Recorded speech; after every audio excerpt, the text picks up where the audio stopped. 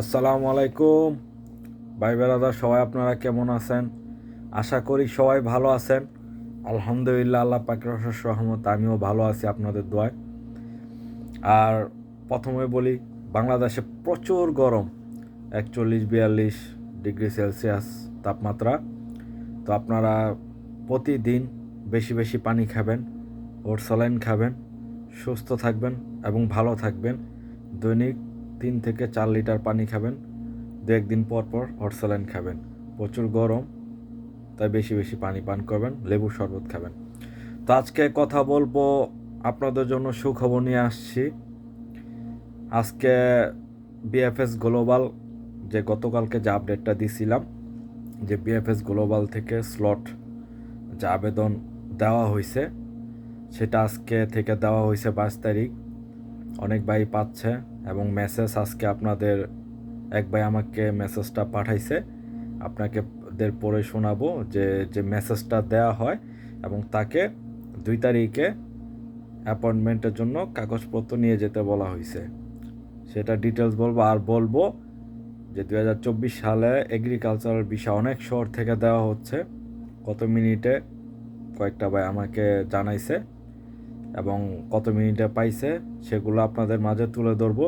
তো আজকে পুরো ভিডিওটা আপনাদের জন্য খুবই গুরুত্বপূর্ণ এবং সুখবর। তো কথা না বাড়িয়ে চলে আসি বিএফএস গ্লোবাল নিয়ে।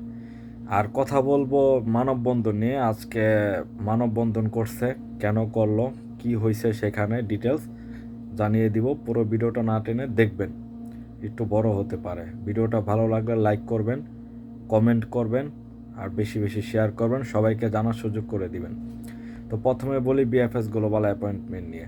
তো বিএফএস গ্লোবাল নিয়ে নতুন যে আপডেটটা ছিল গতকালকে আপনাদের পড়ে শোনাইছি, বলছি।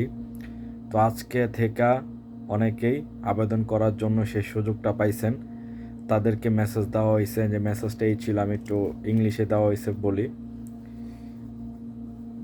Deer customers, getting from the BFS global Italy visa help desk, we would like to information you that you need to visit BFS Dhaka, Sylhet বা চট্টগ্রাম। তো যে ভাইটাকে দিছে সে ঢাকা থেকে পাইছে। So Dhaka from submission of your application, যেমন কাস্টমার নাম, পাসপোর্ট নাম্বার, তারপর appointment date time 2 May 2024 at 10টা 30-এ। সে তার কাগজপত্র নিয়ে ঢাকা 10টা 30-এ যাবে 2 তারিখে। Category work visa. ভিলো is the contact address of the, ভাইটা ছিল ঢাকা। আপনাদের যেরকম সিলেট আসলে সিলেট, চট্টগ্রাম আসলে চট্টগ্রাম, অফ সেন্টার। তারপর ছিল অ্যাড্রেস, বাইটার ছিল ঢাকা। তো এখানে সিলেট থাকলে সিলেট, চট্টগ্রাম। তো ঢাকা নাফি টাওয়ার, ঢাকা 1212 ইস্ট গোল্ডসান, 4র্থ এবং 5ম ফ্লোর। তো লাস্টের ছিল note, kindly carry the printout of this email. তো এরকম একটা মেসেজ ছিল। তো অনেক ভাই আমাকে বলছে যে কীরকম মেসেজ আসছে জানাইতে। তো ভাইটা আমাকে মেসেজ সেন্ড করছে, তো আপনাকে এই মেসেজটা জানিয়ে দিলাম। অনেকে পাওয়া শুরু করছে।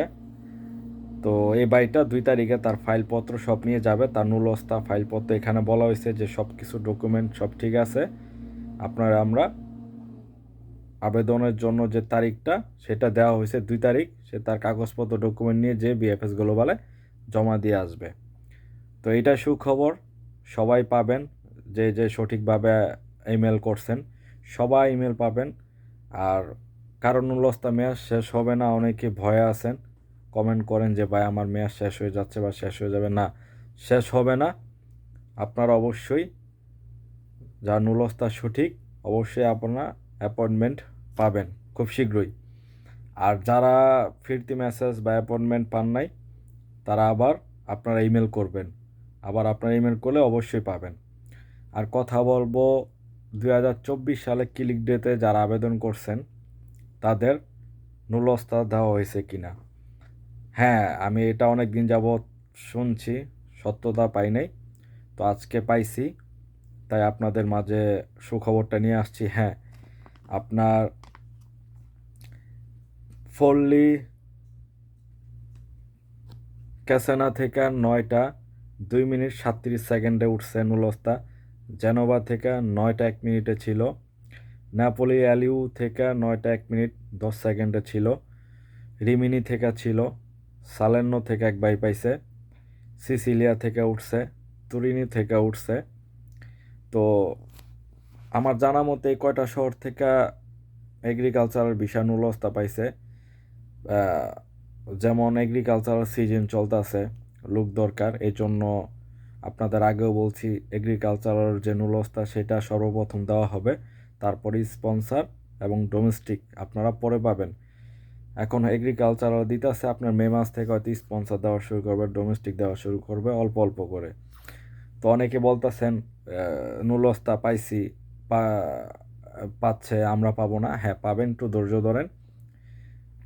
আপনারা 50 থেকে 90 দিনের মধ্যে প্রচুর নুলস্তা উঠবে।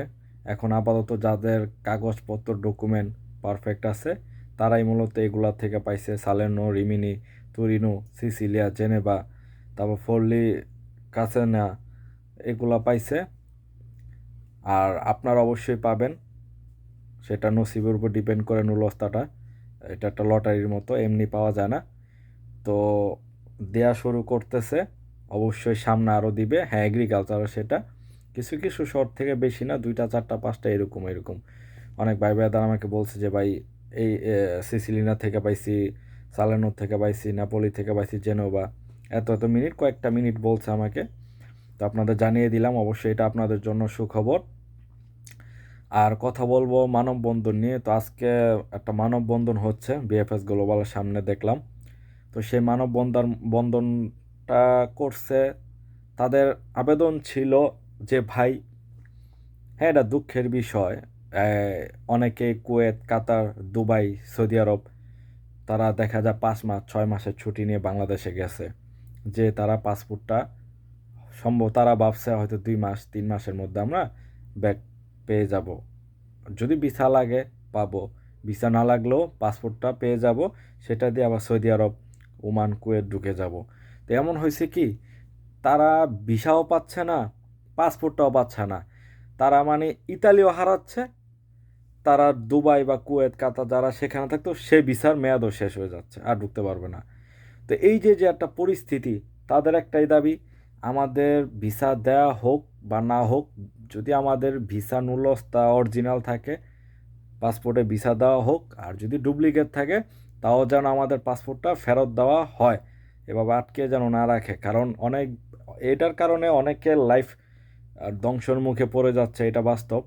অনেকে আমাকে বলছে ভাই, কমেন্ট বক্সে বলে যে ভাই কি করব, আমি সৌদি আরব থেকে আসছি, ছুটির মেয়াদ শেষ, পাসপোর্টও বের করতে পারতেছি না, সৌদি আরবও ঢুকতে পারতেছি না, ইটালির ভিসা হয় কিনা জানি না। তো এটা বাস্তব। এই জন্য যে মানববন্ধনটা করা হয়েছে, 8 মাস 9 মাস 10 মাস যে ছিল, শান্তিপূর্ণ একটা মানববন্ধন ছিল, সেখানেও সিঙ্গল ছিল না, অনেক সাংবাদিক ভাই বেড়াদার ছিল, অনেক চ্যানেল ছিল, এবং তারা বলছে যে আপনারা এটা পররাষ্ট্র মন্ত্রণালয় বা স্বরাষ্ট্র মন্ত্রণালয় অধীনে তাদের সাথে কি আপনারা পরামর্শ করছেন কিনা বা তাদের জানাইছেন কিনা। তারা বলছে হ্যাঁ জানাইছি, এটা কোনো রেসপন্স পাই নাই, কোথাও থেকে আমরা রেসপন্স পাই নাই। আমরা বিএফএস গ্লোবালের সাথে কথা বলি, কর্মকর্তাদের সাথে, তারা দিবে দিবে বলে, কিন্তু অনেক সাংবাদিক ভাইরা কোশ্চেন রাখছে যে আপনারা এম্বাসিতে কূটনীতিকদের সাথে, হ্যাঁ তারা বলে যে কিভাবে কথা বলবো, এটা বাস্তব। অ্যাম্বাসিডর যে আছে ইতালিয়ান, তাদের সাথে তার কথা বলা পসিবল না, তাদের সাথে আপনারাও যেতে পারবেন না। তো দেখা যায় এমন হয়েছে, তারা পাসপোর্ট দেখা যায় 40,000 ফেক পইরা আছে, 10,000 আসল পইরা আছে, এটা ঠিক। এখন ফেকের ফেক পড়ছে, এটা তার আমার নিজের কিছু আসা যায় না। আমি আমার আসল নুলস্তা জমা করছি, আপনার ভালো লাগলে চেক করে 1 মাস 2 মাসের মধ্যে আমাকে দিয়ে দিবেন। আসল নকল সেটা দায়িত্ব আপনাদের, যাচাই বাছাই করে নেওয়া, সেটা তো আর আমি দেখবো না। তাদের আবেদন এরকম ছিল যে 8 9 মাস 10 মাস 1 বছর 1.5 বছর হয়ে গেছে, যে আমাদের পাসপোর্টটাও দেওয়া হচ্ছে না, ভিসাও দেওয়া হচ্ছে না, আমরা কাতার, দুবাই, কুয়েতও যেতে পারতেছি না, ইতালিও যেতে পারতেছি না, আমরা একটা ধ্বংসের মুখে পড়ে গেছি। যেন আমাদের ভিসাগুলো খুব দ্রুত দিয়ে দেওয়া হয়, অক্টোবর, নভেম্বর, সেপ্টেম্বর, আগস্ট মাসে ভিসাগুলো যেন দ্রুত দিয়ে দেওয়া হয়। এইভাবে আর কি শান্তিপূর্ণ মানববন্ধন হয়েছে। এখন দেখা যাক বিএফএস গ্লোবাল এবং ইতালির এম্বাসি তারা কি পদক্ষেপ নেয় এবং কি হয়। তাহলে দেখা যায়, আশা করা যায় হয়তো এই মানববন্ধনের কারণে দ্রুত আরও কাজ করবে বিএফএস গ্লোবাল। কারণ মোটামুটি আজকে বড় সড় একটা মানববন্ধন হয়েছে, অনেকের চোখে বড়, কারণ অনেক সাংবাদিক ভাই বেড়াদা ছিল, অনেক টিভি চ্যানেলের লোকগুলা ছিল। এইটা দেশে পত্র পত্রিকা এবং খবরে অবশ্যই নিউজ দেওয়া হবে, অনেকের চোখে পড়বে। এটা নিয়ে আশা করা যায় ভালো একটা সলিউশন আসবে। তো সবাই ভালো থাকবেন। আজকে এই পর্যন্ত আপডেট ছিল, রাতে দেখা যাক আপনাদের আরও কিছু আপডেট দিতে পারি কিনা। তো সবাই ভালো থাকবেন, আল্লাহ হাফেজ, বাই।